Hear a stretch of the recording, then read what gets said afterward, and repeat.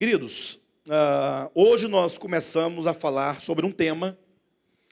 Nós vamos falar, dando um nome assim, por cima, grosso modo, digamos que nós vamos falar acerca do atributo, de um dos atributos divinos, que é a sua justiça. Portanto, vamos falar o que esse ministério entende por justiça de Deus e juízo de Deus. Vamos falar acerca de como nós contemplamos o juízo de Deus manifestado na história e como vai se mostrar.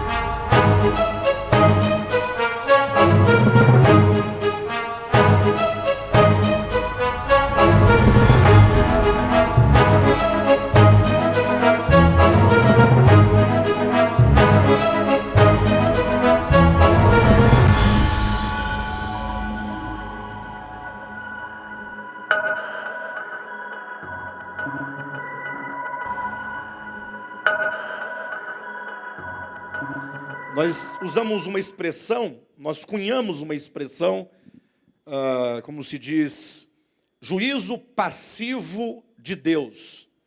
E isso tem dado um rebuliço no coração de alguns. E nós nos propomos, portanto, tratar esse tema com a igreja em forma de estudos. Então, hoje eu começo o tema. Não entrarei ainda nos méritos da justiça propriamente dita, mas eu vou continuar então a semana que vem e ainda na outra semana. Vamos falar, portanto, 3 domingos, porque o tema é longo, ele é denso. E isso pelo motivo muito simples. Alguém diria, fala assim, não, eu falo isso em 15 minutos. Já ouvi gente dizer isso. Eu falo esse tema em 15 minutos. Lógico, apresentar 4 ou meia dúzia de versículos é fácil. Agora, colocar esses versículos dentro do contexto real no qual eles se encontram, para que eles ganhem significado, e não que eles obriguem alguma coisa a ter significado a partir de uma visão míope da coisa, aí requer tempo. Ou seja, nós vamos falar de um dos atributos de Deus, ou de 2 atributos, o amor e a justiça de Deus, mas dentro de um contexto amplo. E eu vou apresentar esse contexto amplo, vocês vão compreender direitinho, tá bom? É uma mensagem só, em 3 domingos. Hoje eu vou apresentar o primeiro tópico desse tema. A semana que vem eu vou apresentar o segundo tópico do tema. E na outra semana eu vou apresentar o terceiro tópico do mesmo tema.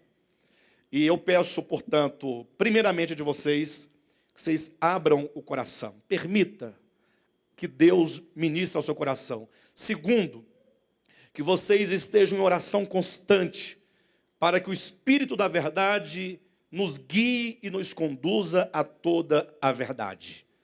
No seu coração, clame a Deus. Na semana, alguns irmãos falam que não sabem orar e pararam de orar. Você tem muitos motivos para orar. Orar pelo pastor Alexandre, para Deus dar graça, para Deus sustentá-lo. Orar para que a sua mente, o seu entendimento se esclareça, ou seja esclarecido acerca das verdades, para que você não seja enganado por ninguém. Orar pelo seu coração, pela sua família. Então, vamos começar a pegar essas palavras que estamos ouvindo e vamos começar a orar a palavra.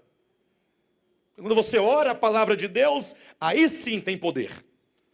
O que tem poder não é as minhas palavras. Porque a palavra tem poder. Não tem poder coisa nenhuma. O que tem poder é a palavra de Deus. Porque Deus falou no princípio, haja e ouve, mas é a palavra dele, não é a sua. E nem a minha palavra. A palavra de Deus tem poder para trazer à existência o que não existe. Para fazer ressuscitar os mortos. E, portanto, coloquemos em oração essas ministrações. Eu digo isso a critério de uma introdução,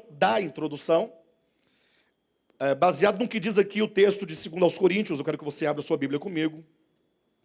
No capítulo 10. Isso aqui não faz parte da mensagem, da ministração do tema, mas eu preciso introduzir, antes de entrar na mensagem, no tema, uma advertência muito grave que farei agora a você.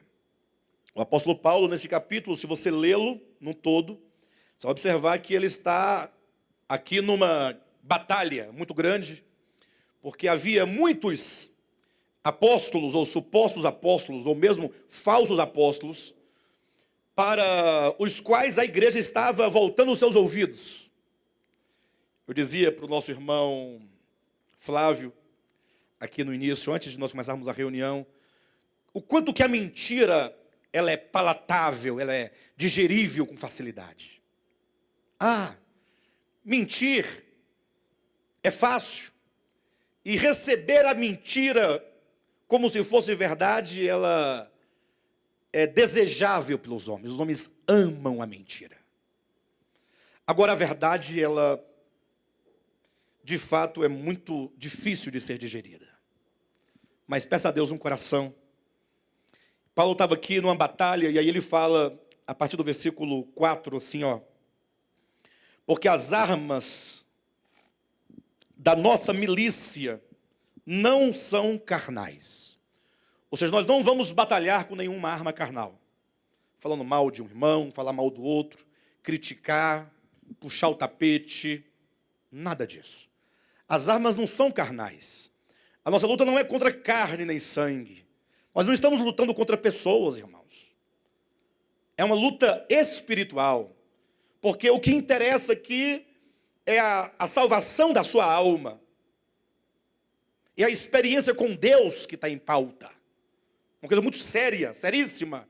Como já dizia Lutero, no seu tempo, ele falou assim que cometia maior pecado um padre ou um sacerdote, um pastor, que pregasse o engano de um púlpito, do que alguém que trabalhasse ou frequentasse um bordel. Olha a gravidade do que ele está dizendo. Cometia maior pecado o pregador que fala a mentira, que não prega a verdade. Maior pecado comete o pregador do que aquele que frequenta uma casa de prostituição. E aí, é lógico que isso espantou a todos da época, porque que coisa é essa que ele está dizendo? Que loucura é essa? E quando eu li, inclusive, eu também me espantei, fiquei espantado com tal declaração. Mas vamos deixar o Martinho Lutero se justificar, explicar por que ele acha que o pecado do pregador mentiroso ou do pregador enganado, ainda que seja enganado, mas se ele está enganado é mentira o que fala, ainda que não seja por maldade, não é? E aí Martinho Lutero explica dizendo que aquele que vai a uma casa de prostituição defrauda o corpo. E aquele que mente do púlpito defrauda a alma. E Jesus disse que mais vale a alma do que o corpo. Ao dizer, temei aquele, não temei o homem que pode matar apenas o corpo, mas aquele que pode fazer perecer tanto o corpo quanto a alma. Então, se a alma é superior, aquele que comete o pecado contra a alma, com a mentira, comete o maior pecado do que aquele que pratica o pecado contra o corpo. Eu falei, tá aí, Lutero, você acertou essa. Acertou outras também. Mas está aí, as armas da nossa milícia não são carnais, e sim poderosas em Deus. As nossas armas são poderosas para quê? Para destruir fortalezas. Existem fortalezas nas nossas almas. As fortalezas são os dogmas.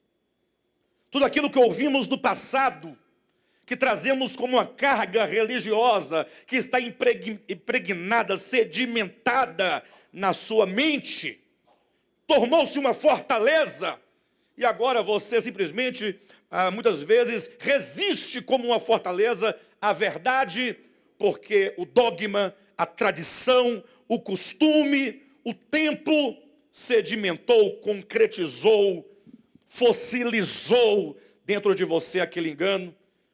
E as armas de Deus são poderosas para destruir qualquer fortaleza da alma. Para que mais? Anulando nós sofismas. Anulando os sofismas. Para quem não sabe o que é um sofisma, sofisma é uma verdade ou é uma mentira vestida com a verdade. Pensa na mentira vestida com a verdade. Até contam, inclusive, uma pequena história, que certa vez a mentira se encontrou com a verdade e começaram a conversar, dialogar, e a mentira disse para a verdade o tempo está bom, né? A verdade olhou e falou, deixa eu olhar, porque com a mentira não se brinca, né? Deixa eu ver se ela tem razão. De fato, o tempo está bom. E a mentira disse, mas está calor, está bem, muito calor, não está? A verdade olhou e falou, de fato, está calor mesmo. E a mentira disse, ali tem um rio, passa um rio ali embaixo, vamos tomar um banho. A verdade disse, vamos tomar um banho, tem um calor desse. Foram ambas, a mentira e a verdade, tomar banho.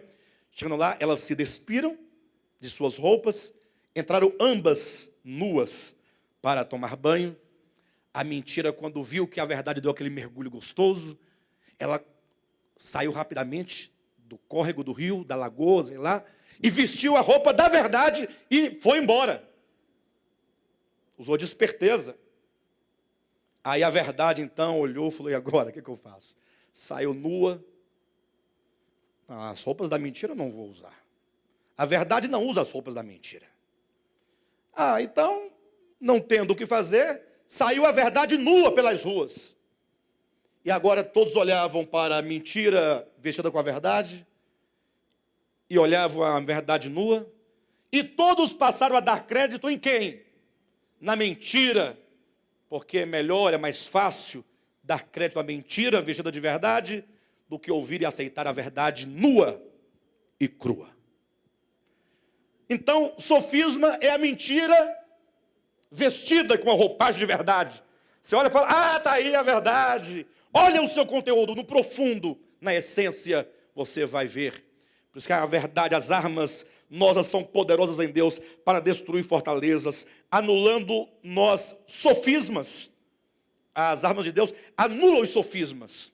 Tudo aquilo que veio para você com a cara de verdade, mas que não é verdade, é anulado. O poder da palavra anula. E toda altivez que se levante contra o conhecimento de Deus, e levando cativo todo pensamento à obediência de Cristo. Está aí. As armas de Deus são poderosas para destruir fortalezas, anular sofismas. O que mais? E anular toda altivez que se levante contra Moisés, Jeremias, Ezequiel, o Alexandre, contra o Devap, contra os TJs, contra os adventistas, contra o quê? Toda altivez que se levante contra o conhecimento de Deus, levando agora cativo, e você tem que orar por isso, Senhor, leve o meu pensamento cativo à obediência de Cristo.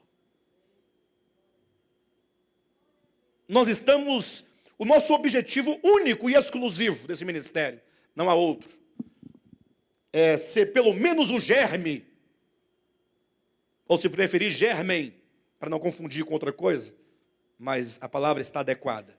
Sermos pelo menos a semente de uma geração de verdadeiros sacerdotes de Deus. O que é o sacerdote? É aquele que tem comunhão com Deus, que tem acesso a Deus, que vai a Deus. E porque ele vai a Deus, ele conhece a Deus, tem experiências com Deus, agora ele pode levar Deus aos homens. Que coisa maravilhosa, que experiência grandiosa. Se nós formos pelo menos a semente de uma geração que está nascendo, de pessoas que conheceram ou conhecem, ou na medida do possível conheceu o que é possível se conhecer de Deus, tendo experiências de conversão genuína, experiências de arrependimento, experiências da verdadeira fé, experiências do batismo, união na morte e ressurreição de Cristo, experiência do novo nascimento, do novo homem. E aí você poder compartilhar Deus com outras pessoas. Este é o nosso objetivo. Amém? Começamos hoje, portanto, a mensagem que eu preferi chamar revelando o mistério de Deus. Dois pontos. Cristo. Ah, mas Alexandre agora vai revelar o mistério que está revelado há muito tempo.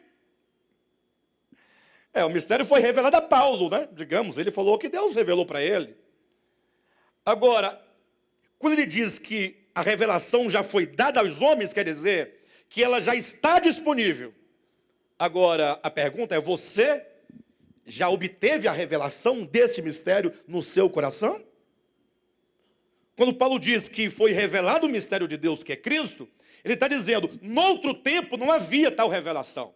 Agora Deus já revelou, já está disponível. Falta agora aos homens ter a experiência da revelação e, portanto, nós não vemos outro caminho senão o caminho de ter Deus, ou o mistério de Deus, que é Cristo, revelado em nosso coração.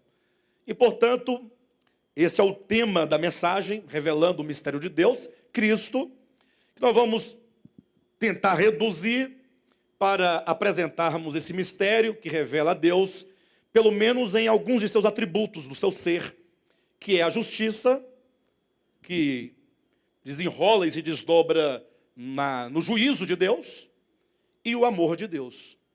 Tenha suas Bíblias abertas e me acompanhe, por gentileza.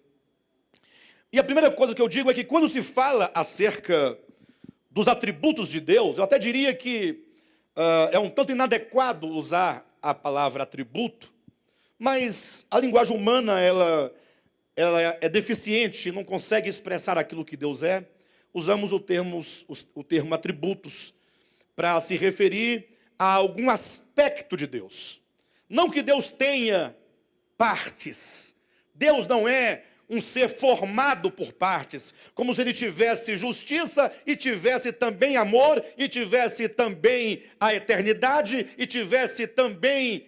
Não, ele é. O ser de Deus é o que nos interessa. Quem é Deus? Não adianta você querer definir como Deus, por exemplo, referente ao atributo do seu amor, como ele trata as suas criaturas. Se você, pegando o versículo somente, você tem que conhecer o ser de Deus, o que é o ser de Deus. Ao definir o ser de Deus, você tem uma ideia do ser de Deus. A partir do ser de Deus é que você vai compreender toda a história. Nós estamos diante de um grande problema, porque as pessoas, quando pensam em Deus, não levam em consideração um fator fundamental, que o ser de Deus, como diz Tiago, na sua epístola, capítulo 1, versículo 17, quando diz que em Deus, ou que seja, no ser de Deus, não há sombra de mudança e nem variação. Você crê nisso? Agora, ouça o que Tiago está dizendo. Ele não disse que em Deus não tem mudança. Ele diz que não tem sombra de mudança. Ou seja, passa longe de haver mudança. O ser de Deus não muda.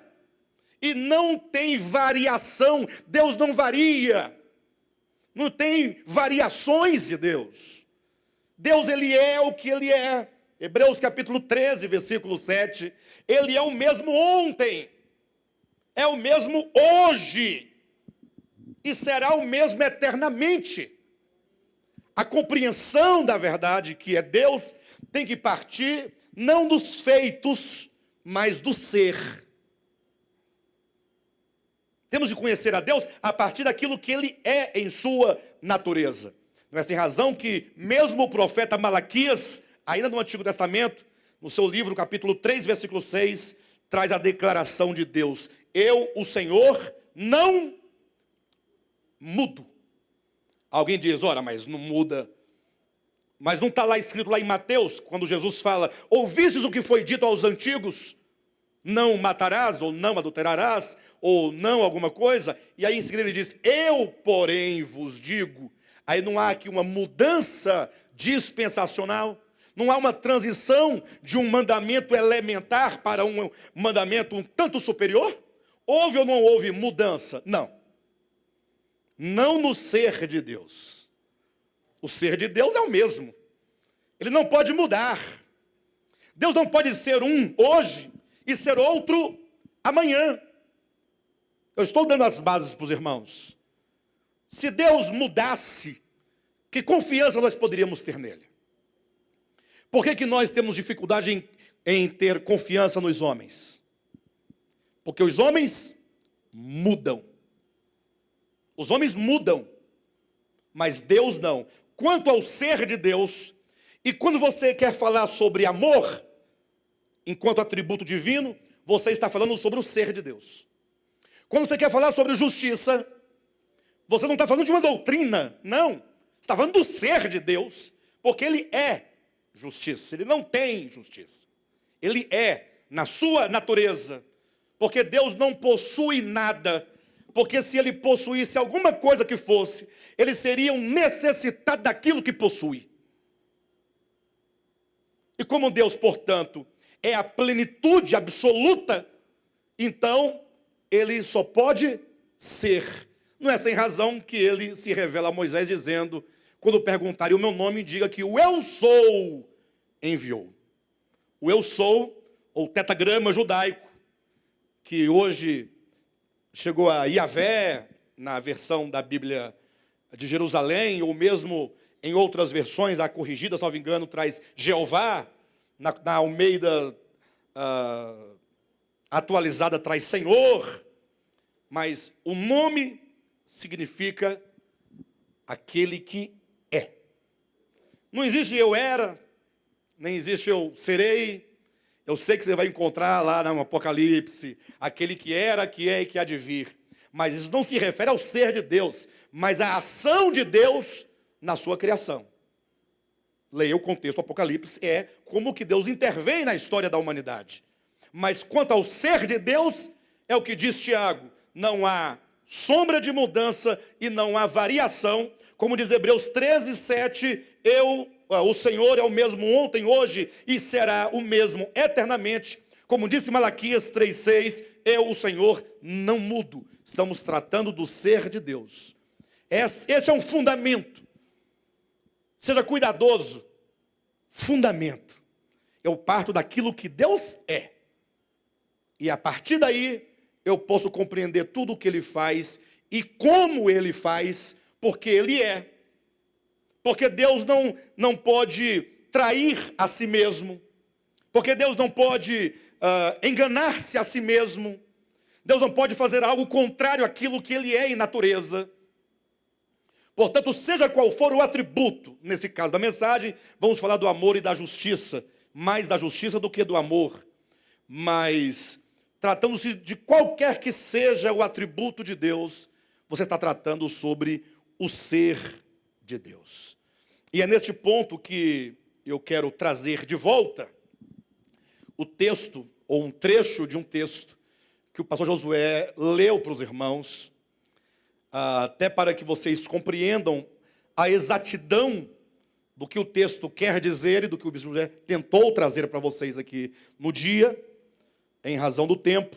Peço a licença de vocês, porque aqui eu tenho um texto que, embora não seja um texto bíblico ou canônico, mas é a reflexão de alguém que observou algo muito interessante.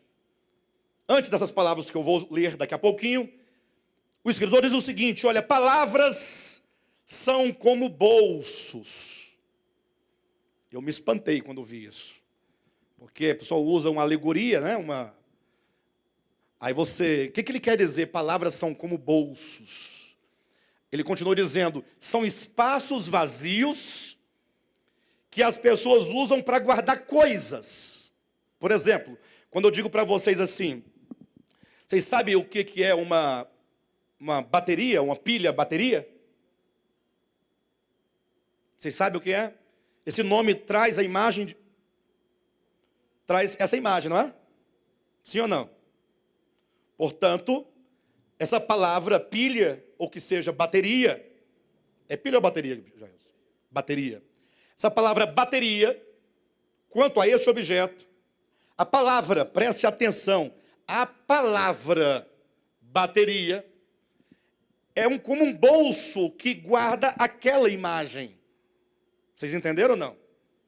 Ele quer dizer que a palavra dita, pronunciada, verbalizada, ela tem um significante e um significado. A palavra pronunciada é o significante. Agora, qual é o significado daquela palavra? Qual é a ideia que ela traz? Aí ele diz, ora, se a palavra são bolsos, que são como espaços vazios que nós utilizamos para guardar coisas, cuidado com as palavras, porque você eventualmente pode pegar uma palavra, digamos, a palavra Deus. A palavra, não estou falando o eterno, o ser, não. A palavra D-E-U-S. Essa palavra que sai da nossa boca toda hora, muitas vezes nem sabemos nem o que estamos falando. Quando você fala assim, olha, cuidado com Deus. Ou você fala assim, Deus está vendo. Você fala assim, não, mas Deus está contigo. Pode ir que Deus está contigo. Nós falamos essa palavra, não falamos?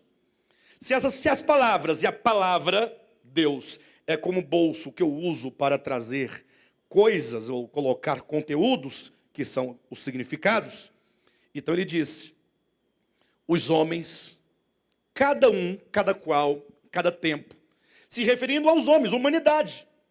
Os pastores, por exemplo, os padres, os apóstolos, não os apóstolos bíblicos, eu me refiro aos apóstolos da história, como nós temos hoje, apóstolo fulano, não tem? O apóstolo Beltrano, então, feita bem a correção. Não é uma referência aos apóstolos bíblicos. Me refiro aos apóstolos que se auto-intitulam hoje, nos dias de hoje, apóstolos, ou seja, ou quem quer que seja, qual que seja religioso. Quando ele usa essa palavra, a pergunta é, qual é o conteúdo que ele colocou dentro dessa palavra? Como assim? Deus. Então, qual é a imagem que ele colocou dentro dessa palavra?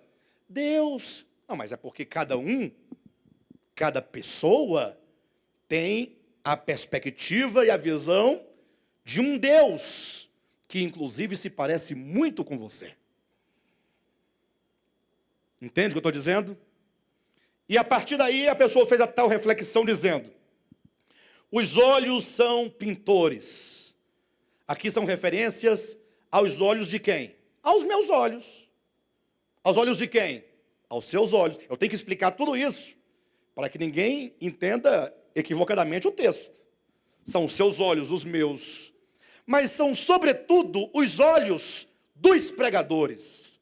Porque, infelizmente, e desculpe-me colocar nesses termos, mas infelizmente, é uma dura realidade. A cristandade é cega, não tem olhos.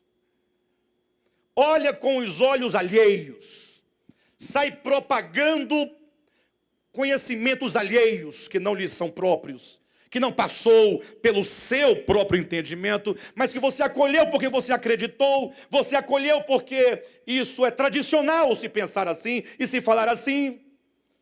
Então, os olhos são pintores, sobretudo os olhos daqueles que ensinam sobre Deus. Por quê? Pintam o mundo de fora com as cores que moram dentro deles. Eles dão sentido ao que está do lado de fora a partir do que eles entendem dentro deles. Olho luminoso vê mundo colorido. Olho trevoso vê mundo negro. Isso é uma palavra de Jesus, lembra lá? Se os teus olhos forem bons, todo o seu corpo será bom. Mas se o seu corpo, se os seus olhos forem maus, quão grandes trevas serão, né? Aí ele continua, nem Deus escapou. Escapou de quê? Hã? Os olhos são o quê? Os olhos são o quê? O texto quê? Pintores.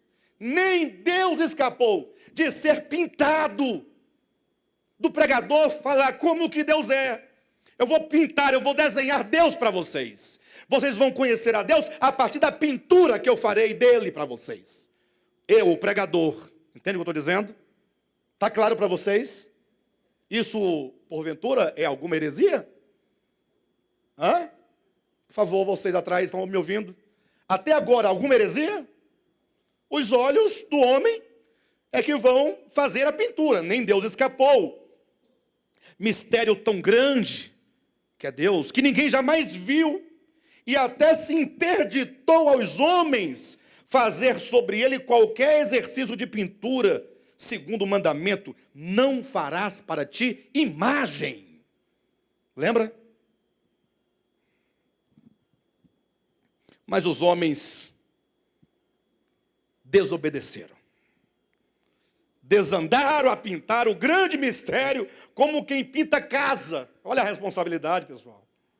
Olha a responsabilidade. E a cada nova demão de tinta, vem um pinta, vem outro pinta, como pinta uma casa. A cada nova demão de tinta, mais o mistério se parecia com a cara daqueles que o pintavam. Ou seja, Deus é maravilhoso, Deus é grande, Deus é transcendente, Deus é bendito, Deus é imensurável, Ele é incomensurável. Deus não pode ser absolutamente compreendido pela mente humana, nem pela mente angelical, nem por qualquer mente superior, porque Ele é infinitamente grande. E Ele transcende a todo o cosmo, e as criaturas todas se perdem nele. Então, qual é a mente finita que vai abarcar a sua grandeza? Mas os homens são prepotentes, são arrogantes, vão dizer como é que Deus é. Deus é assim, assado, porque eu sei como é que Ele é. Texto bonito, hein? E a cada nova demão, né? Imagine só, depois de Cristo, quarto século da era cristã, começou as primeiras demãos de tinta.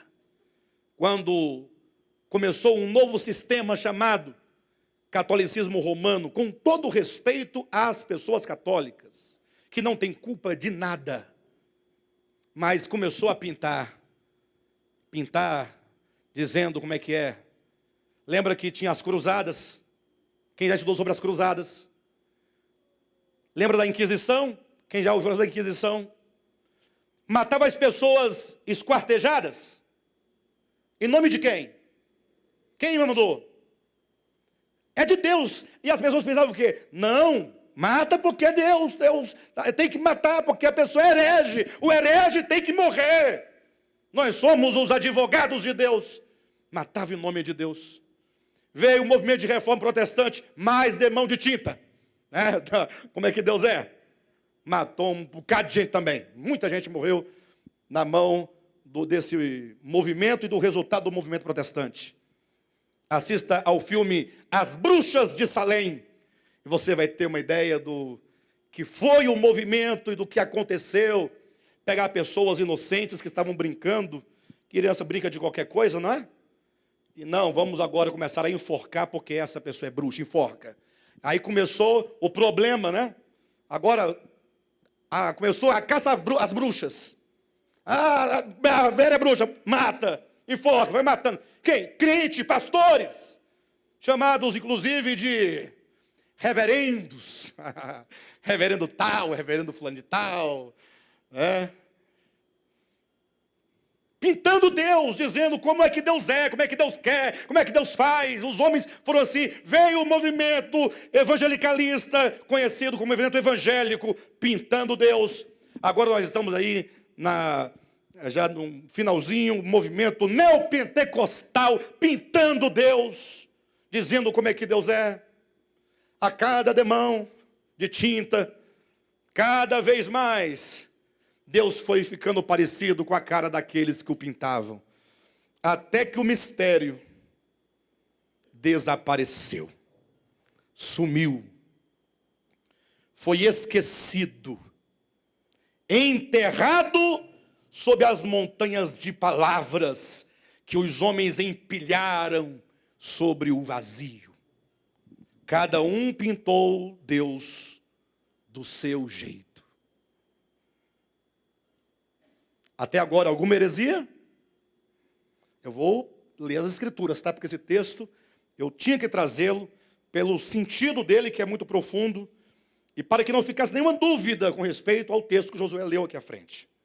Disse Ângelo Silésios, atenção, o olho através do qual Deus me vê é o mesmo através do qual eu o vejo. Lógico que isso aqui é uma baita de uma ironia, né, dele. Ele está dizendo que, como é que Deus me vê? Por que as pessoas andam cheias de culpa? Por quê? Por que tem pessoas que estão morrendo de depressão, por causa da culpa, por causa do medo. Por quê? Ora, porque elas projetam a Deus, elas pintam a Deus com seus olhos, um Deus a partir do entendimento dela, e agora esse mesmo Deus projetado por ela é que está olhando para ela, acusando ela. Entenderam ou não? Se você entender simplesmente que eu não posso pintar a Cristo, eu só posso conhecer a Deus na face de Cristo, e que tenho que olhar para a face de Cristo para conhecer a Deus. Não pinte a Deus, apenas olhe para a face de Cristo. Olhe para Jesus Cristo. Volte seus olhos para Ele. Não vai errar. Por que não vai errar? Porque Jesus não é uma pintura. É Deus que se fez carne e habitou entre os homens. Depois de ter falado Deus aos homens, aos pais, pelos profetas, de diversas maneiras, como vimos semana passada, por meio de uma linguagem rudimentar, que são os rudimentos do mundo. Ficou bem explicado semana passada essa questão. Deus disse agora, Deus, vou lá, andar entre os homens. Vou mostrar minha face para os homens. Quando diz que o filho é a expressão exata do pai, cuidado com os raciocínios. Ele é a expressão exata do pai.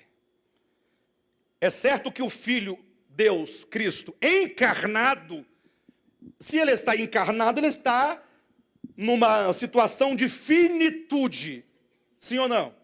Ele restringiu-se ao corpo, no tempo e no espaço.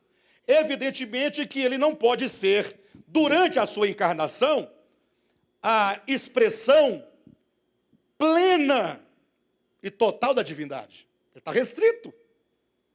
Mas o que quer dizer que ele é a expressão exata do Pai?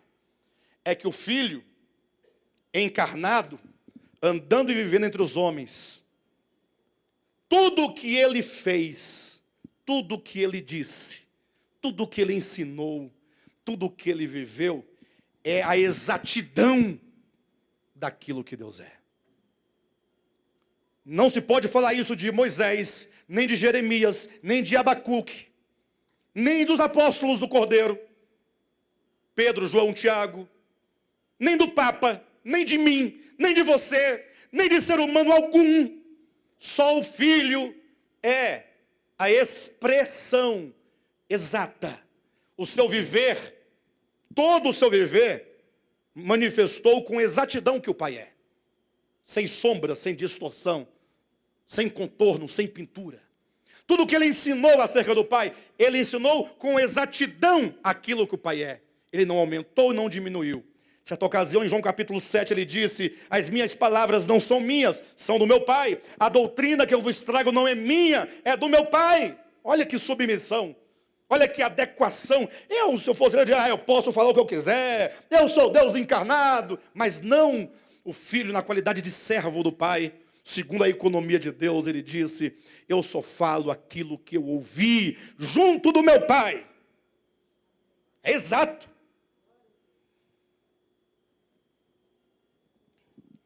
Mas o olho através do qual Deus me vê é o mesmo através do qual eu o vejo. Ou seja, o meu que vê, que pinta, é o mesmo olho que está olhando para mim. Portanto, é o meu próprio olho projetado contra mim, me condenando ou me justificando. Porque Deus pode ser usado tanto por alguém, tanto para condenar e culpar a pessoa e colocá-la no inferno, uma vida no inferno, ou pode ser usado até para justificar as coisas mais perversas que você possa imaginar. Sim ou não? Pessoas cometem coisas perversas em nome de Deus. Ora, então diz, e assim Deus se tornou, através das pinturas, Deus virou o vingador que administra o inferno. Ouçam bem as expressões. A partir das muitas pinturas que foram feitas, Deus se tornou vingador que administra um inferno, se tornou inimigo da vida que ordena a morte. Interessante que o último inimigo a ser vencido é a morte. Não está dito lá em 1 Coríntios capítulo 15, versículo 24, o último inimigo a ser vencido não é a morte? Então a morte é inimiga de Deus, gente. Entenda isso. A morte não é de Deus, não é aliada de Deus, não faz parte do reino de Deus. A morte é o último inimigo a ser vencido. Lembre-se, assim como por um só homem entrou o que no mundo? Entrou o pecado. E pelo pecado entrou a morte. De onde procede a morte? Portanto, olha, e assim Deus virou o vingador que administra o inferno, o inimigo da vida que ordena a morte, eunuco que ordena a abstinência, juiz que condena, carrasco que mata, banqueiro que executa débitos, inquisidor que acende fogueiras, guerreiro que mata os inimigos, igualzinho aos pintores que o pintaram. E aqui estamos nós diante desse mural milenar gigantesco, onde foram pintados rostos que os religiosos dizem ser o rosto de Deus. Portanto, nós temos que conhecer a Deus. É urgente que você se negue a qualquer pintura que quem quer que seja faça de Deus. Você tem que se voltar às Escrituras. As Escrituras, elas é que vão dizer a nós como ocorreu na história a revelação de Deus. Ela vai nos ensinar Antigo e Novo Testamento, começando, como diz no livro de Hebreus, dos rudimentos, ou como diz Paulo aos Colossenses capítulo 2, começando dos rudimentos, ascendendo dos rudimentos para algo mais elaborado, os profetas, até que nós cheguemos quando diz que a palavra se fez carne e habitou entre os homens, para que nós tenhamos a visão clara. Alguém pergunta, pastor, qual que é a importância disso? Pastor, por que você gasta tempo pregando sobre atributos de Deus? Tanta coisa para fazer. Vamos ganhar almas, pastor. Vamos sair das quatro paredes, vamos ganhar almas. Você fica aí com essa história de atributos de Deus. Para que essa coisa? Ninguém quer saber de atributo de Deus. O povo quer bênção. O povo quer pão e circo. Uma linguagem bem antiga, mas tão atual, né? O povo quer campanhas, orações fortes, macumba gospel. O povo quer. Agora, vocês já imaginaram se eu fosse um pregador gospel?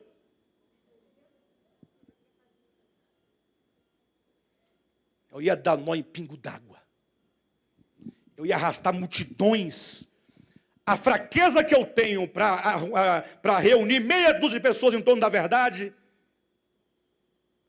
é a força intelectual que capaz de convencer pessoas à mentira. Qualquer homem com uma mente caída e um coração predisposto a enganar, com o dom da palavra, não existe arma mais poderosa do que a palavra. Não me refiro à palavra de Deus, nem às palavras ditas. Eu falo o discurso. A maior arma, nós vivemos no tempo da palavra.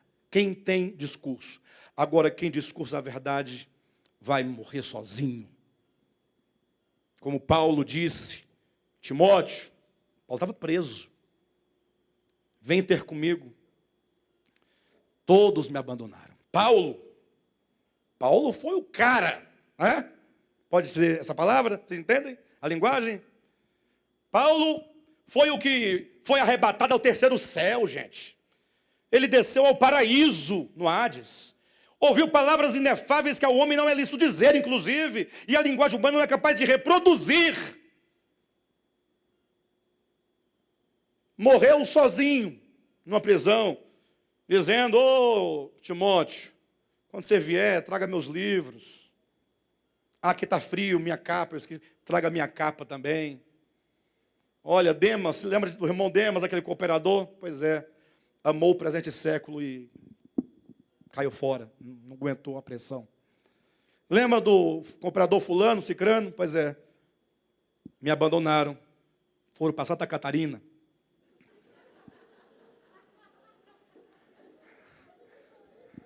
É engraçado? Vem ficar na minha pele para você ver. Né? Paulo disse. Aí, como ele falou assim, estou sozinho. Aí ele lembrou do irmão Marcos. O irmão Marcos era aquele jovem, parente de Barnabé, com quem Paulo teve uma desavença. Aí na solidão ele fala, traz Marcos também. Hã? Traz Marcos. Ele me é útil. Ah, mas não, para. Eu estou aqui na prisão. Pra você ter ideia, Paulo, leia depois o capítulo 9 de 1 aos Coríntios. Você sentir um pouco na pele, ou é 2 aos Coríntios? O drama de Paulo, do abandono de Paulo, quando a própria igreja fundada por ele fundou. Ele, se bem que ele mesmo não batizou, mas foi ele que pregou, lançou o fundamento, a própria igreja o chamava de mentiroso, porque bom mesmo eram os falsos apóstolos. Então, tem que ler. Segunda carta para os Coríntios é uma carta autobiográfica. É o coração dele sendo derramado para falar quem fala a verdade morre só. Morre com meia dúzia, mas morre com meia dúzia, morrer só. O mundo tem 7 bilhões de pessoas. Não, mas não é? O que é meia dúzia diante de 7 bilhões de pessoas? É morrer sozinho. Então nós vamos morrer sozinhos, então. Todos nós aqui. A meia dúzia vai morrer sozinho. Bem, de todo modo, por que pregar, ensinar? Qual é a importância de falar do ser de Deus? E aqui eu começo a pregar. Verdade. Não, se aqui eu entro no ponto crucial. Eu não posso falar dos atributos agora. Eu tenho que mostrar a importância. Senão você vai ouvir a palavra e vai jogar fora. Vai vir o pássaro e vai comer. Abra o coração. Queridos, em João capítulo 17, versículo 3, Jesus traz a grande revelação. Ele diz, olha, ele está conversando com o Pai. A oração é, Pai, glorifica teu Filho, assim como o Filho te glorificou a ti. Porque tu deste ao Filho autoridade para dar vida eterna aos que lhe deste. E a vida eterna é esta. Não, eu tenho que ler o texto, irmãos, eu tenho que ler. Nós temos que colocar os olhos aqui. Se você tem óculos, coloque os olhos no rosto, por gentileza. João 17. Se você não usa óculos, olhe para a Bíblia. Se você não sabe ler, sente do lado de alguém que saiba e diga assim, olha direitinho para que ele, o pregador, não me engane. Peça ajuda para alguém. Peça para o outro ser o seu vigilante. 17 de João. Tendo Jesus falado dessas coisas, levantou os olhos ao céu e disse, Pai, é chegada a hora, glorifica a teu Filho, para que o Filho te glorifique a ti. Assim como lhe conferiste autoridade sobre toda a carne. Eu pergunto, quem conferiu o que a quem sobre o quê? O Pai conferiu autoridade ao Filho sobre toda... Quem é que tem autoridade sobre toda a carne? Quem é que tem autoridade? São os pastores, pentecostais, neopentecostais, os pastores do DEVAP? Não, está aqui, ó. Assim como lhe deste ao Filho, conferiste autoridade sobre toda a carne, a fim de que ele conceda a vida eterna a todos os que lhe deste. A fim de que quem conceda a vida eterna? Quem é que concede a vida eterna? Jesus. Ou seja, é o Filho quem, sendo autorizado pelo Pai, ao Filho foi conferida a autoridade sobre toda a carne, A ele é dado o poder e a autoridade, e é ele quem vai dar a vida eterna a todos os que o Pai lhe deu. Então a vida eterna está nas mãos, na autoridade de quem? Do Filho, entenda isso. Mas o porquê da ênfase, quem é que não sabe que Jesus é quem dá a vida eterna, pastor Josué? Quem é que não sabe disso? Versículo 3, e a vida eterna é esta. Esse é o ponto nevrálgico da coisa. Queridos, olhem para mim, por gentileza, em nome de Jesus. Vivemos num tempo de uma frouxidão espiritual muito grande. Vivemos num tempo de uma fraqueza espiritual muito grande. Eu não posso falar de outros tempos nos quais eu não vivi, mas no tempo em que eu vivo, vocês também sabem, vocês estão aqui vivos, estão vendo? E Jesus profetizou esse tempo. Pessoas se convertem a Cristo.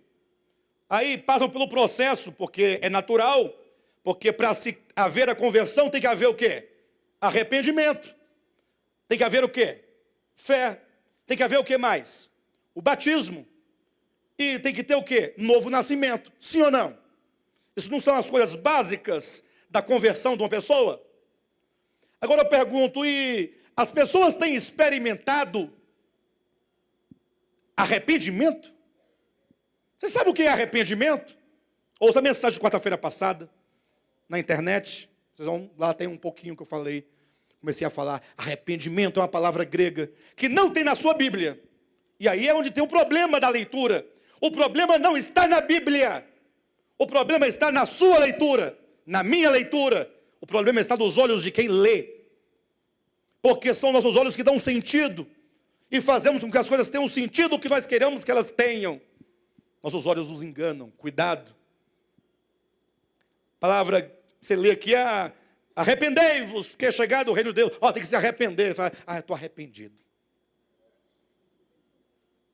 Estou triste. Arrependido. Arrependido de quê?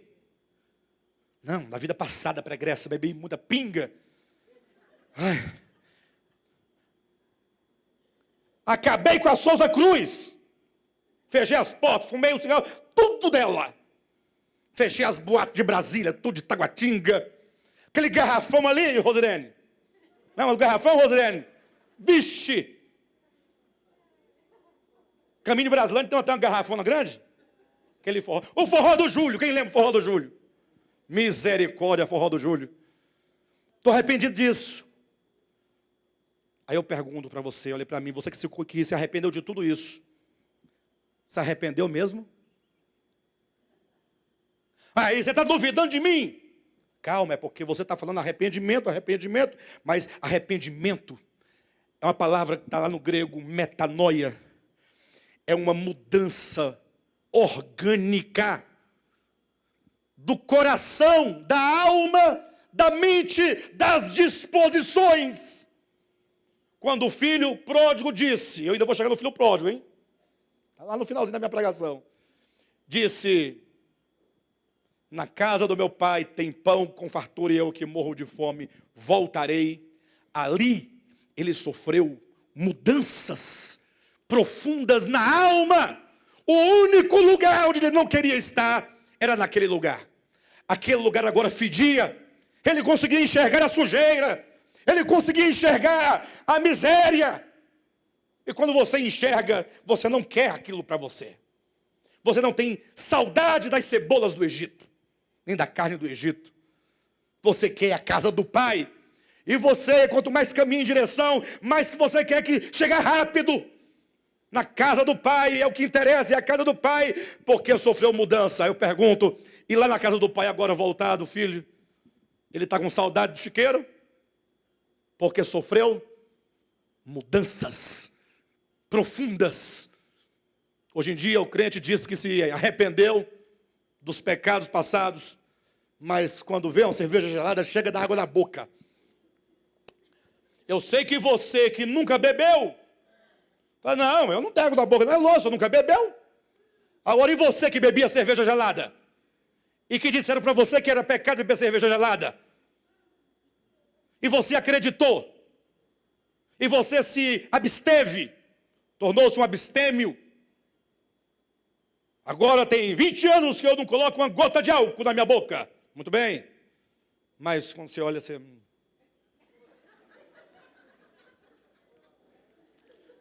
Isso é arrependimento, Josué? Arrependimento? Isso chama-se, sabe o quê? Medo. Medo de ir para o fogo das labaredas do capeta do inferno. O medo te fez um eunuco, um castrado. O medo está te castrando todo dia. Porque você vontade tem muita. Você não tem a coragem. Medo do capeta. E de olho grande na cidade de ouro. Hã? Cidade de ouro. Quem é que não quer se livrar de um caldeirão de fogo e ganhar uma cidade toda de ouro? Você é besta, só. Aí, isso é arrependimento? Não, meu irmão. Isso é ganância pela cidade. Isso é medo do fogo. Mas, de vez em quando, você dá uma escorregadinha. Escondido, vai lá e dá um gole na cerveja gelada. Aí vem a culpa. Você é culpado. Aquela culpa é uma acusação. Não é arrependimento, é só a culpa do Deus que você mesmo pintou. E agora Ele está te acusando. E você se esqueceu que não há nenhuma condenação para os que estão em Cristo Jesus. Não tem culpa. Não tem inferno, não tem diabo, não tem Satanás, não tem capeta. Não tem altura, nem profundidade, nem largura, nem criatura alguma. Nada pode te separar do amor de Deus que está em Cristo Jesus. Joga fora essa culpa, esse medo.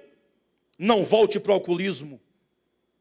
Tenha responsabilidade em tudo que você faz na sua vida. Seja o condutor da tua vida pelo poder do Espírito Santo. Não seja guiado pelo pastor que quer te conduzir ali na rédea. Quer até te autorizar ou não, se você viaja ou não viaja. Se você veste essa roupa ou não veste. Se você faz com seu marido desse jeito ou daquele jeito. E eu conheço muitos pastores que ficam ensinando o povo tudo certinho. Aquele cativeiro miserável. Aquela vidinha. Porque senão você vai para o inferno. Olha, cuidado com a maldição. Olha o dedo de Jeová.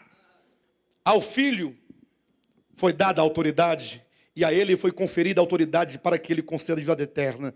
E ele dizia, a vida eterna é esta. Ele vai dizer o que é a vida eterna. Qual que é o alvo da sua fé? Não é a vida eterna? Ou é outro? Qual que é o fim da nossa fé?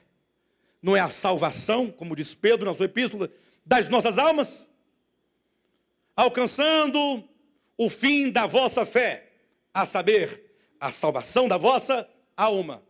Se esse é seu objetivo, experimentar, ter verdadeiramente experiências profundas de conversão, metanoia, arrependimento, mudança interior, para que você seja uma outra pessoa, para que você nasça de novo.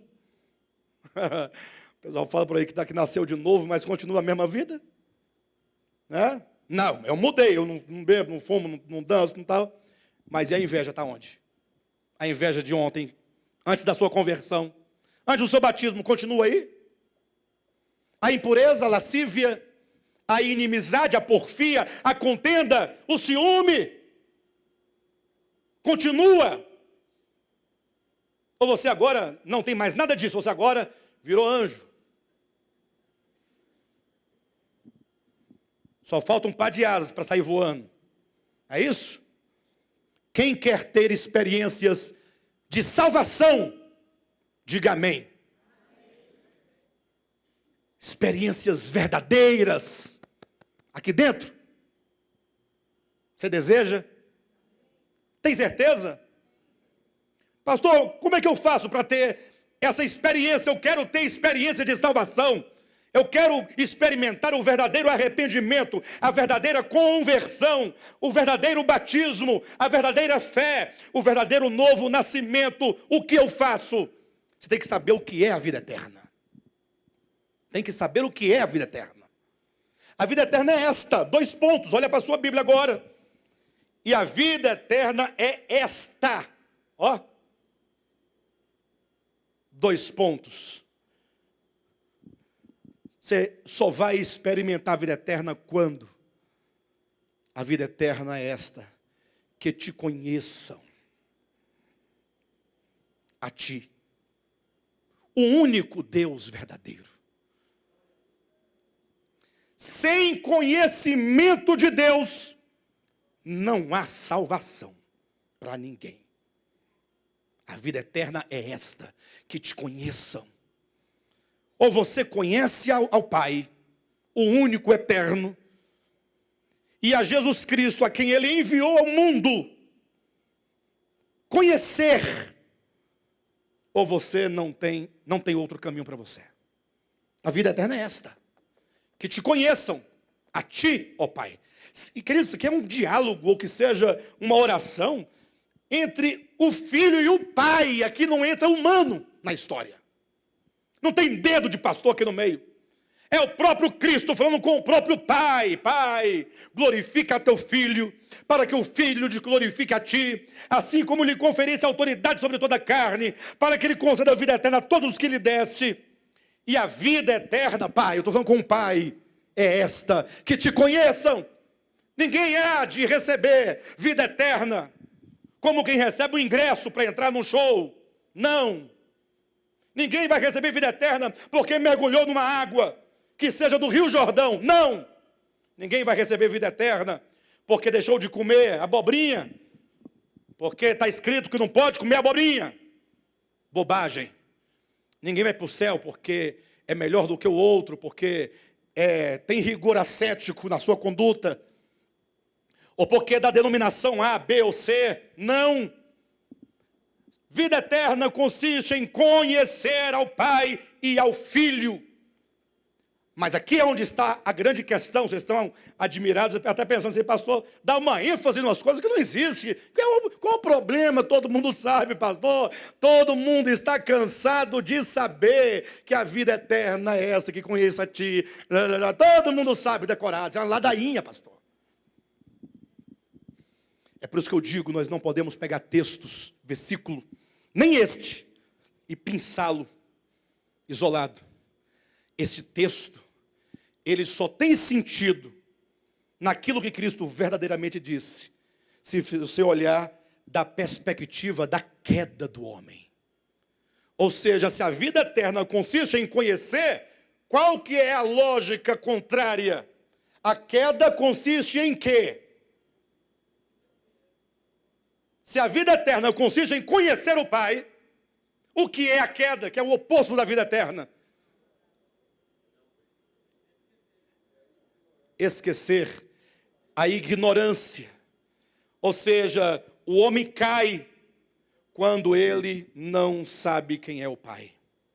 O homem só cai, ele só se afasta do Pai, só sai da casa do Pai, só quer viver independente do Pai, quando ele, na sua cabeça, na sua consciência, no seu coração, ele cria uma imagem errada do Pai. Ele parte de um desconhecimento do Pai. E esse desconhecimento não vem do nada. Abra seus olhos. O desconhecimento de Deus vem a partir da mentira. A mentira que mente para você acerca de Deus e você acredita. Aí nós temos que resgatar a história. Vamos entender. Ezequiel capítulo 28. Abra rapidamente. Vamos à origem. Não se entende o meio sem entender as origens. Estão cansados, né, irmãos? De eu falar, né? Eu preciso falar, irmãos. Eu tenho que falar. Ou eu vou falar ou eu vou morrer. Então, para eu não morrer, vocês me aguentam aí um pouquinho. Tenho que voltar às origens. Não tem como eu entender o que é salvação e como ela ocorre se eu não compreender como começou o problema que me afastou dele. Se eu quero receber vida eterna, eu tenho que corrigir um problema original. Ezequiel 28, a partir do 13. Começa uma descrição tipológica acerca de como que o mal, representado aqui na pessoa de Lúcifer caído, nasceu, surgiu no universo. Presta atenção. Estavas no Éden. Versículo 12. Filho do homem, levanta uma lamentação contra o rei de Tiro e diz-lhe, 2 pontos. Aí começa uma descrição tipológica, profética, acerca de Lúcifer. Porque nenhuma desses predicativos aqui pode ser aplicada a um homem. Portanto, o rei de Tiro é apenas uma figura e um tipo daquele de quem vai se falar. Tu és o sinete da perfeição, cheio de sabedoria e... Olha, sinete da perfeição, cheio de sabedoria e formosura. Estavas onde? No Éden, jardim de Deus, de todas as pedras preciosas que cobrias, o sárdio, o topázio, o diamante, o berilo, o ônix, o jaspe, a safira, o carbúnculo e a esmeralda, de ouro se te fizeram os engastes e os ornamentos no dia em que foste criado, foram eles preparados. Tu eras querubim da guarda ungido e te estabeleci. Permanecias no monte santo de Deus, no brilho das pedras andavas. Puxa vida, perfeito eras nos teus caminhos, desde o dia em que foste criado até. Perfeito eras nos teus caminhos, desde o dia em que foste criado até que se achou iniquidade em ti. Num dado momento da experiência de Lúcifer, com todos esses predicativos, vocês viram aqui, querubim da guarda ungido, onde ele permanecia perfeito, reto, desde o início, tudo certinho, até que um dia, algo começou a nascer dentro dele. Preste atenção. Algo começou a nascer dentro dele em relação a Deus. Como é que eu sei disso? Veja, no 16 diz, na multiplicação do teu comércio, se encheu o teu interior de violência e pecaste. Versículo 18, pela multidão das tuas iniquidades e pela injustiça do teu comércio. E aqui eu quero chamar a atenção para 2 coisas. Primeiro, para o comércio. No versículo 16 fala da multiplicação do teu comércio, no 18 fala pela injustiça do teu comércio. E o segundo ponto é o que no 16 se chama de violência, que no hebraico é a mesma palavra para iniquidade no versículo 18. Olha como são as coisas. Como você não pode ficar também lendo só o versículo e não indo à fonte das línguas originais. A palavra iniquidade, que está no versículo 18, é a mesma e a mesmíssima palavra para violência no versículo 16. Sabe o que significa essa palavra? Sabe qual é o sentido dela? É uma violência que causa dano moral a outro. Iniquidade e injustiça e violência. A palavra iniquidade e a palavra injustiça. Os versículos 16 e 18 não tem a palavra iniquidade e a palavra injustiça é a mesma palavra. É uma violência interior em forma de palavras. Não estou inventando, não. Posso mostrar para vocês, poderia provar para vocês. A palavra grega ou hebraica está lá. São danos morais causados contra outro pelo uso da palavra. É quando Lúcifer começa a pensar algo acerca de Deus. Deus é bom mesmo do jeito que ele diz que é? Será que ele é bom mesmo do jeito que ele diz que é? Começa com uma dúvida. Uma pequena dúvida. Isso porque o seu poço estava ameaçado. Quem não leu o livro A Dracma Perdida, eu digo que leia. Lá tem uma descrição enorme, um capítulo inteiro, só para descrever esse processo de queda de Lúcifer. Começa com a dúvida. Rosirene, eu não sei. Será mesmo que é isso mesmo? E a partir da dúvida, e você sabe disso, quando alguém fala mal de outro para você, no primeiro momento você fala, não dá para acreditar. Sério? Sério, tal, e os detalhes. Aí você fica assim, meio na dúvida, sabe? Vai para casa com aquela dúvida. A partir daquele momento, toda vez que você olhar para aquela pessoa, você agora começa a olhar com outros olhos. Agora você começa a interpretar cada movimento da pessoa. Tem sentido o que aquela pessoa disse? Tem sentido? E eu não observava isso. E aí começa a ser gerada uma imagem do outro. Pode nem ser verdade o que foi dito acerca da outra pessoa, mas você já tem agora uma imagem. E aí, cada vez mais você vai conseguindo, porque a semente já está lá, você vai conseguindo fazer a pintura da pessoa. Lúcifer começou a pintar a Deus, ele foi o primeiro pintor de Deus. Começou no seu coração uma violência dentro dele. E aí ele falou assim, mas eu não posso, não é possível, o que está acontecendo? Quando ele viu, ele estava totalmente tomado por uma angústia, depois por uma raiva, por último estava com ódio de Deus. A única coisa que ele queria na vida era Deus. Ele preferia o diabo a preferir Deus. Ele, o diabo. Agora já era diabo. Adversário, inimigo, acusador. Por que será que o nome do adversário é diabo, hein, gente? A palavra diabo significa acusador.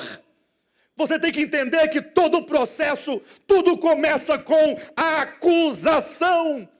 Ele começou a acusar a Deus de muitas coisas.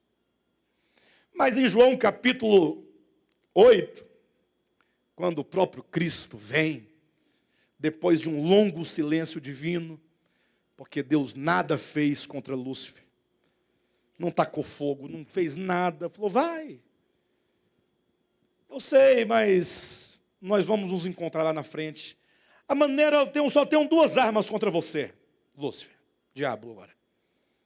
A primeira arma é o amor. Eu vou descer a terra, me farei homem, e você próprio vai mostrar aos homens quem você é. Você vai pegar o meu filho encarnado, você vai cuspir na face dele. Você vai xingá-lo, vai humilhá-lo. Você vai usar de todos os meios mais patifes. Não é nem para doer exatamente, é para humilhar. Porque cuspir na cara não dói. Alguém já levou cuspida na cara? Eu nunca levei. Mas me parece que não dói. Mas humilha. A arma de Deus é, meu filho vai ser completamente humilhado, insultado pelo diabo, por você. Lembra quando Cristo, momentos antes de ele ser preso, ele próprio declarou, vamos aqui, porque aí vem quem?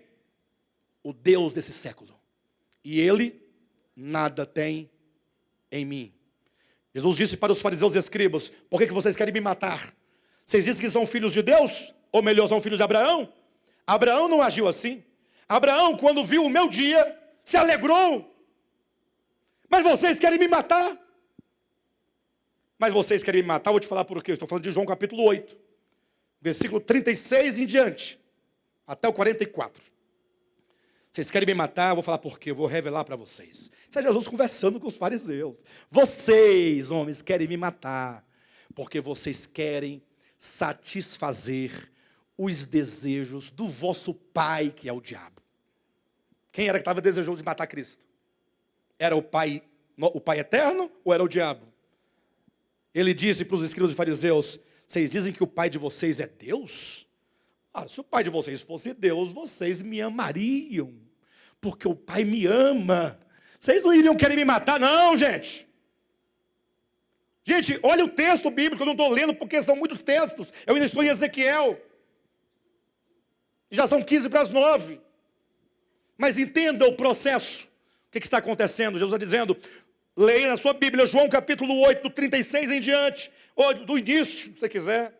Ele começa dizendo no 36, se pois o Filho vos libertar, verdadeiramente sereis livres. Aí começa a contar, o problema está armado. Então nós somos escravos? Então, se o Filho nos libertar, nós somos escravos? Nunca fomos escravos de ninguém. Esqueceram do Egito, esqueceram de Babilônia, esqueceram do tempo dos juízes. Rapidinho eles esquecem das coisas, né? Nunca fomos escravos de ninguém, mas também Cristo não fazia menção a esse tipo de cativeiro, embora seja cativeiro.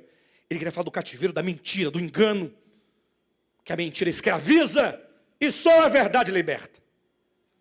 Aí ele começou a dizer, nós somos filhos de Abraão, somos livres. Se fosse de Abraão, não queriam me matar como vocês querem, porque Abraão se alegrou em ver meu dia. Então somos filhos de Deus, também não pode ser, porque se fossem filhos de Deus, vocês me amariam, porque o Pai me ama. Eu sou o enviado do Pai, mas vocês querem me matar, porque vocês querem satisfazer os desejos do vosso pai, que é o diabo, que é homicida desde o princípio. Ele reconstruiu ou não a história agora? O que está acontecendo aqui, diz Jesus, é só o cumprimento de um desejo que está lá no princípio. Lúcifer, se pudesse matar Deus, se ele pudesse.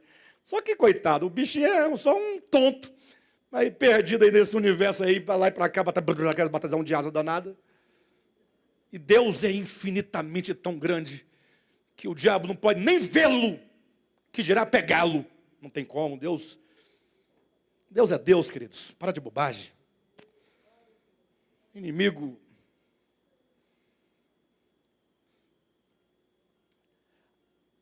O interior cheio de violência. Uma das armas seria o amor. Deus ia entrar. Com que armas ele ia lutar? Quando o inimigo viesse, o acusador fez tudo isso contra ele. Cuspir, insultar. Ele ia apenas se entregar. Apenas permitir. Sofrer todo o insulto, tudo que vocês imaginassem. Até tirar a roupa e deixá-lo nu. Você quer humilhar uma pessoa? Deixa nu. Deixa nua diante das pessoas. Tire a sua roupa na marra. Se for carnaval, ninguém se envergonha de nada. Mas você quer humilhar uma pessoa? Tira, rasga a roupa da pessoa, que aquilo que em um contexto pode ser bonito e desejável, se torna nesse contexto humilhação. Ou eu estou mentindo?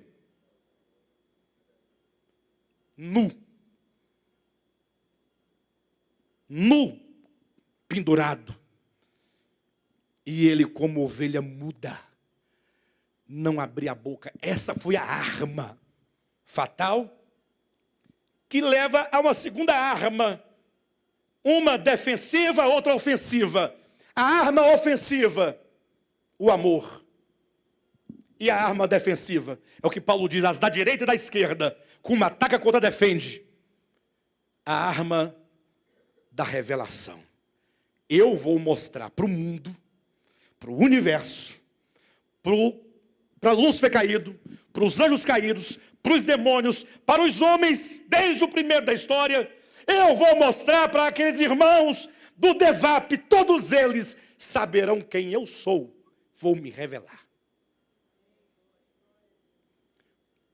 Porque Deus poderia montar um palanque no universo, né?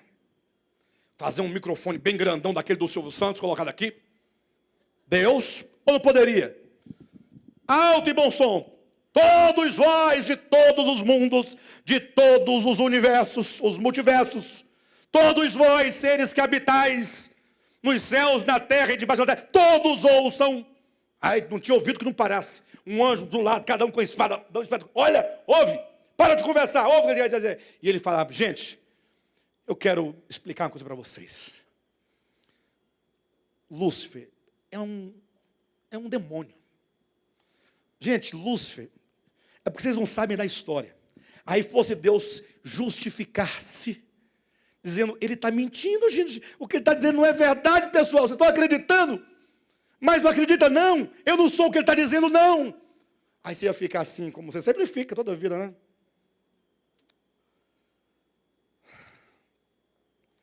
Seja honesto comigo, é mais fácil acreditar na mentira acerca de alguém ou na verdade de alguém? O que é mais fácil? Seja honesto. É até prazeroso a mentira acerca de alguém. Mas estou falando a mentira acerca que falaram de Deus. Ele é mentiroso e pai da mentira desde o princípio. Ele é o originador. Ele é Satanás porque é adversário. É diabo porque é acusador.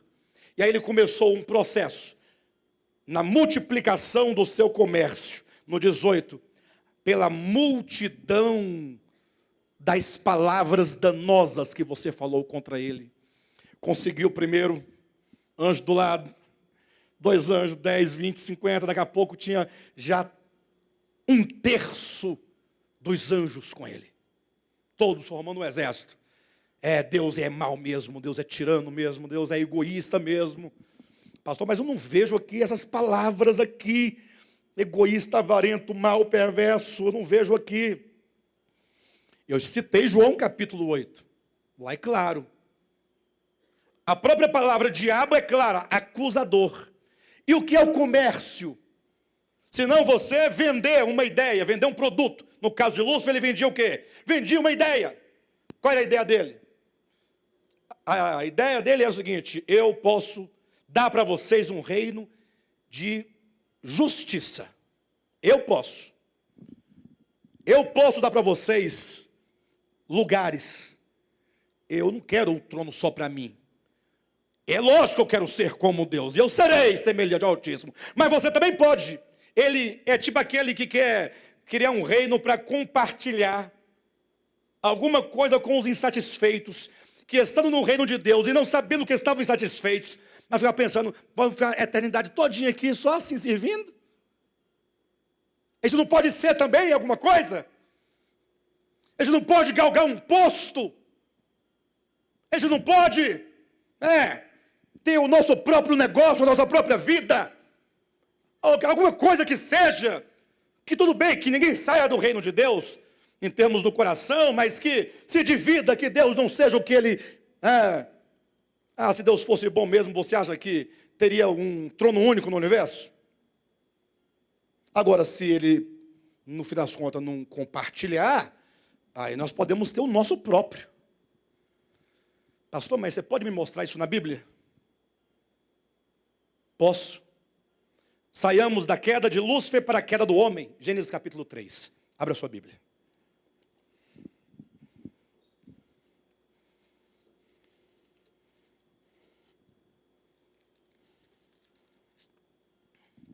A partir do versículo 1 diz assim: mas a serpente, mais sagaz que todos os animais selváticos que o Senhor Deus tinha feito, disse à mulher. Então vamos lá, serpente enroscada na árvore, com a língua para fora, e a mulher. Pensa no cenário. Começa o diálogo. Que diálogo é esse? É um comércio. O diabo é um bom comerciante. O diabo é um excelente comerciante. Ele vende o seu produto até hoje. Nunca lhe faltou cliente. Está faltando mais produto que cliente. A demanda é maior do que a... Disse a serpente. A serpente é o diabo, Apocalipse 12, 9. Serpente olha assim e fala para a mulher: vamos bater um papo? Mulher, vamos. Qual que é o tema, né, da conversa? Vamos falar sobre aquilo que Deus disse. Olha na sua Bíblia aí, ó. Disse a serpente à mulher: É assim que Deus disse? Qual que é a pauta da conversa? Vamos conversar sobre o que ele disse. Vamos conversar sobre as palavras de Deus. O que ele disse? Não é assim que Deus disse? Não comereis de toda árvore do jardim? Deus disse isso? Deus não disse isso. Deus disse, 2,17 de Gênesis, de toda árvore, ou versículo 16, né? 2,16. E o Senhor Deus lhe disse com esta ordem, de toda árvore do jardim comerás o quê? Livremente. O que a serpente colocou? Não é assim que Deus disse? Não comereis de toda árvore. Deus disse, de toda árvore comereis. A serpente disse, não comereis de toda árvore. Só acrescentou só que um advérbiozinho de negação. Uma palavrinha pequenininha. Comereis de toda árvore, não comereis de toda árvore. Mudou todo o sentido. Alterou todo o significado. Em outras palavras, o diabo, ele é um deturpador. Mas aí vem a mulher, guerreira, valente. Respondeu-lhe a mulher. Lá vem a resposta. Do fruto das árvores do jardim podemos comer. Mas do fruto da árvore que está no meio do jardim, vírgula, disse Deus, 2 pontos, abrem aspas. Pausou na Bíblia, na minha Bíblia não tem aspas. Eu sei que não tem, mas deveria ter.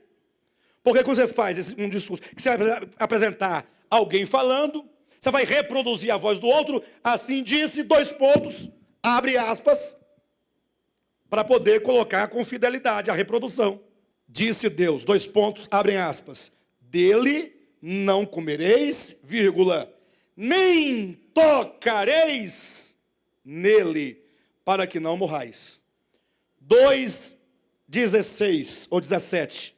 Mas da árvore do conhecimento do bem e do mal não comerás, porque no dia em que dela comeres, certamente morrerás.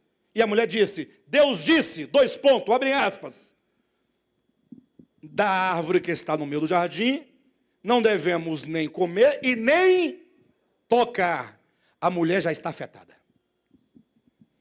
A mentira já afetou, porque já começou uma certa distorção, portanto, já se tem um sofisma implantado dentro dela.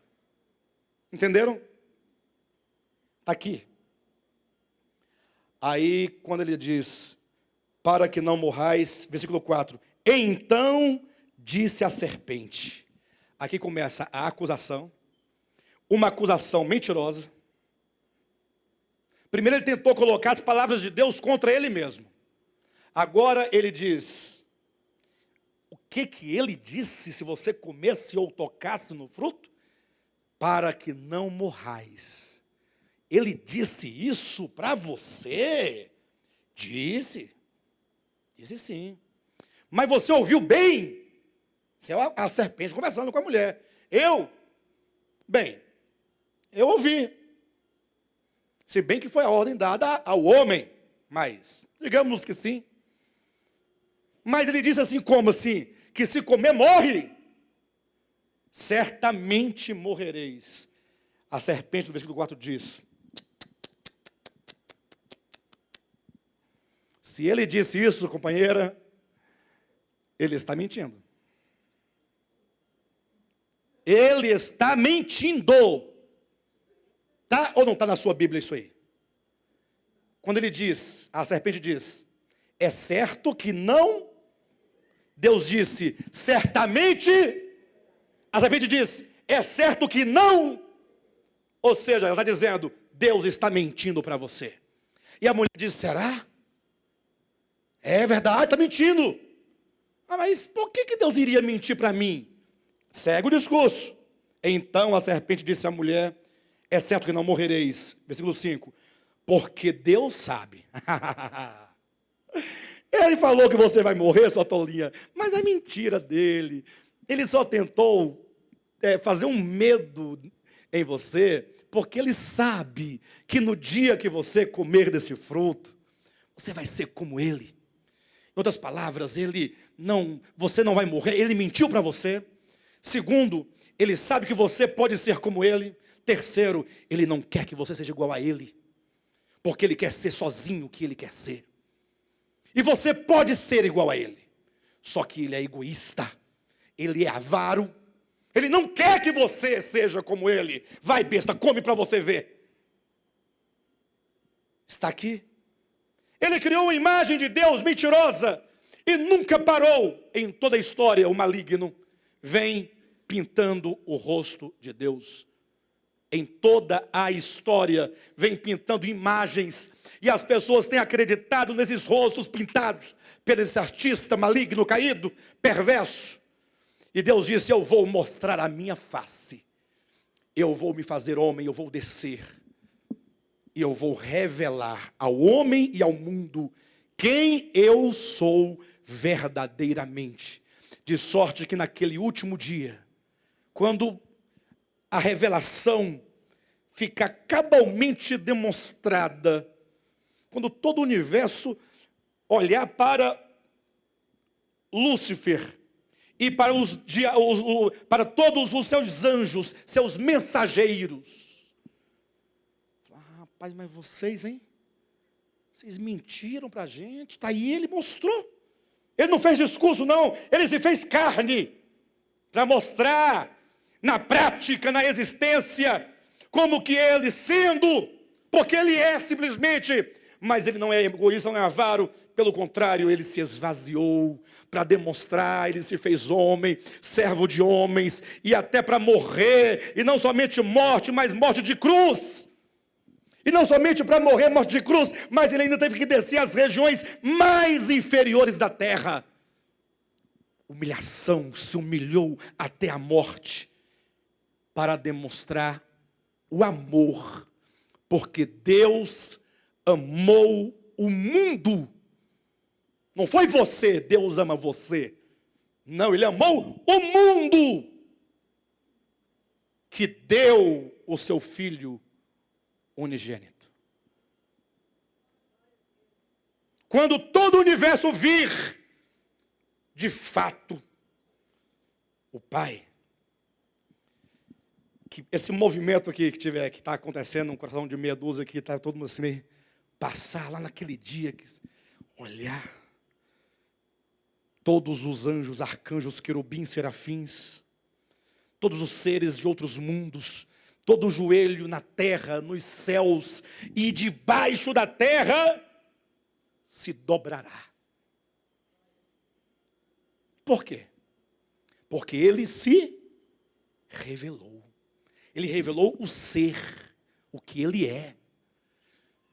E toda a miséria do mundo foi provocada por causa da mentira, do pai da mentira, que na multidão e na multiplicação do seu comércio foi colocando em dúvida o caráter de Deus e vendendo ao homem gato por lebre. Pastor, eu não caí nessa, porque eu sou crente, que servo de Deus, mas eu pergunto, você serve a Deus por qual motivo? Já se fez essa pergunta? Por qual motivo você serve a Deus? Porque você o ama? Você é desesperado de amor por Ele? Como dizem as canções gospel. Gente que fica no chão, caído, chorando. 15, 20, 30 minutos. Eu te amo, Jesus. É mesmo? Então você é desesperado de amor por Ele. É isso que te leva a servi-lo? Ou você o serve pelo medo? Ou você o serve pela ganância? Vocês me perdoem eu falar uma palavra para vocês aqui? Perdoe? De antemão estou perdoado? Estou no mesmo processo que todos vocês, eu não sou diferente de vocês. Vou falar de nós. Por que antes lá no sistema, você dava o dízimo? E tinha até preocupação se o dízimo era do bruto ou do líquido.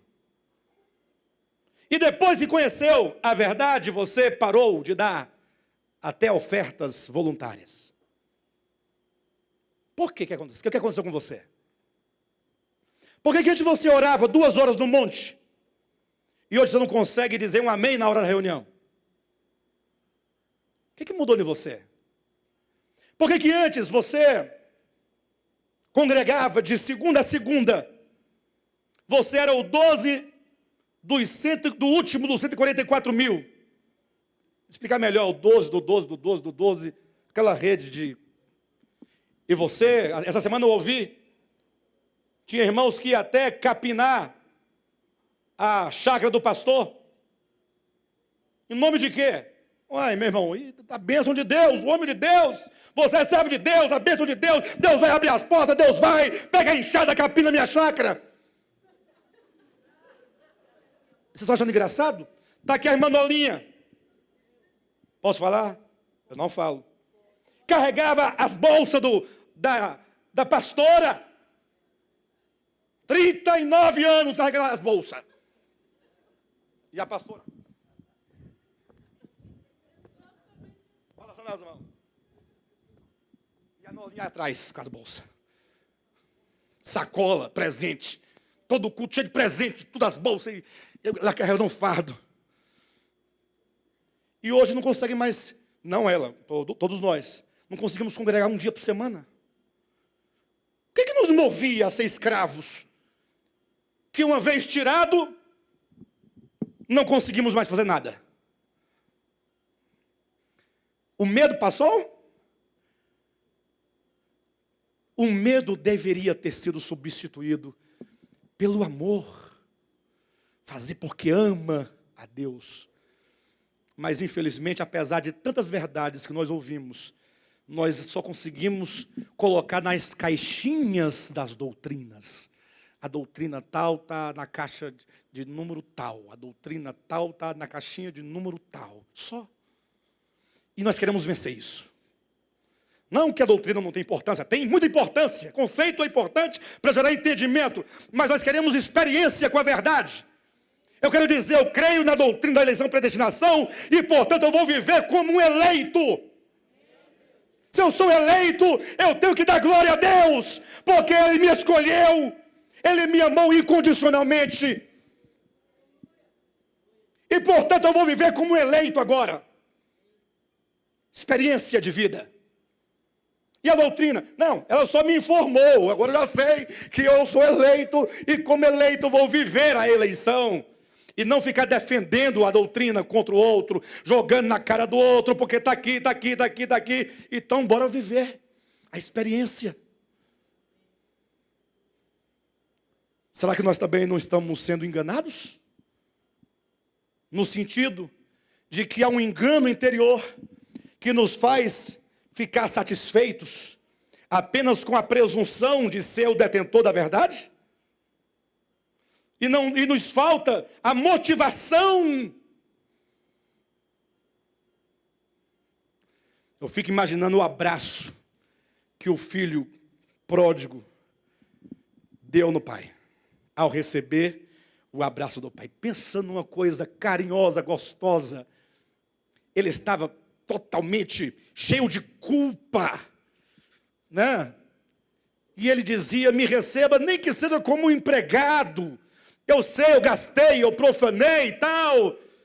E o pai, filho, filho, você não me conhece.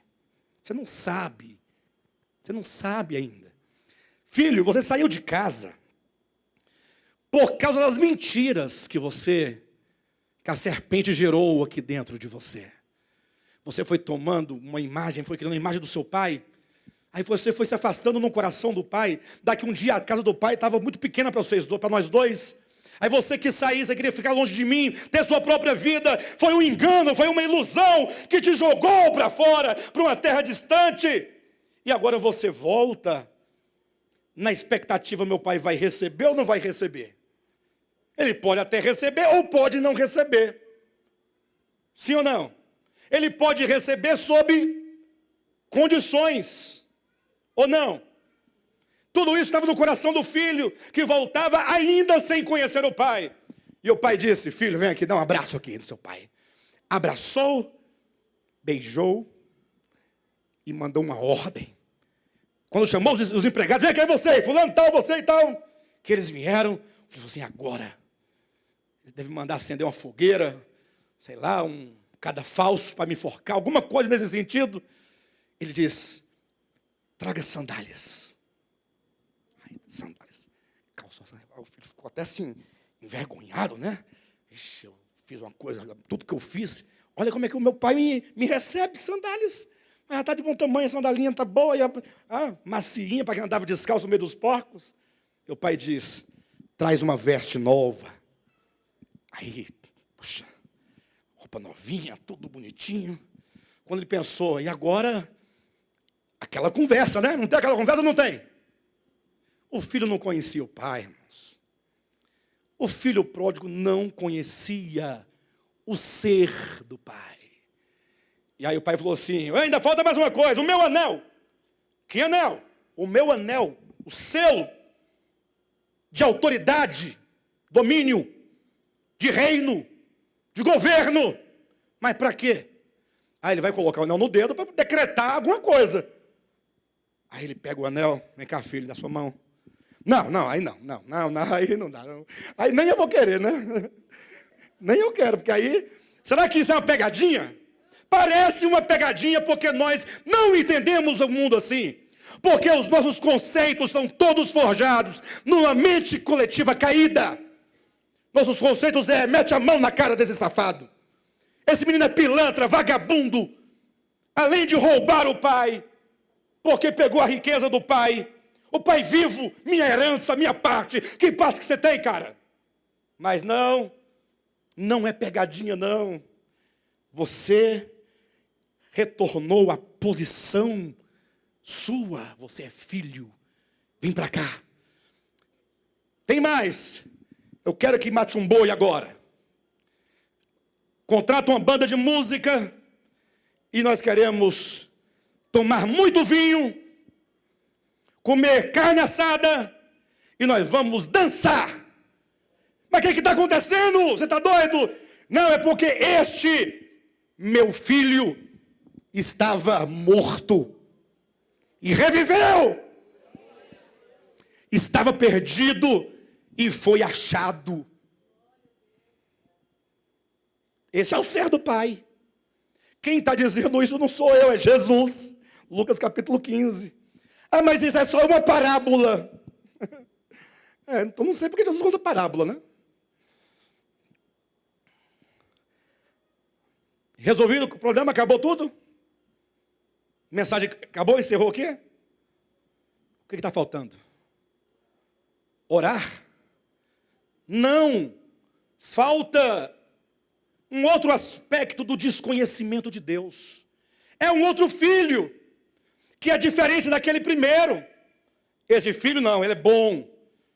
Ele faz a lição de casa certinha. Ele ora, jejuma, lê a Bíblia, dá o dízimo, dá a oferta, dá as primícias, ele faz a campanha, ele faz tudo certo, tudo como manda o figurino.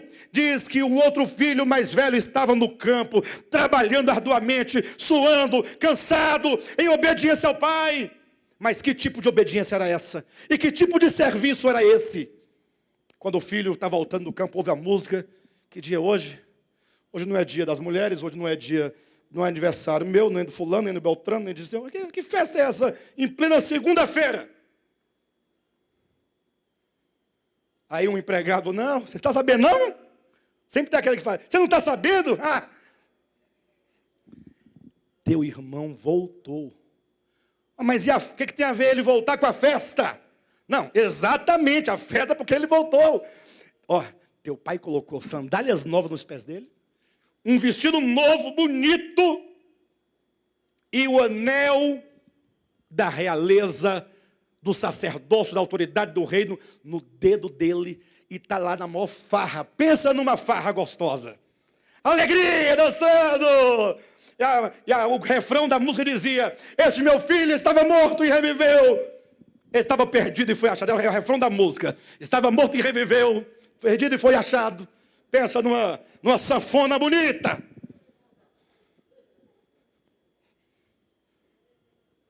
Como é que é?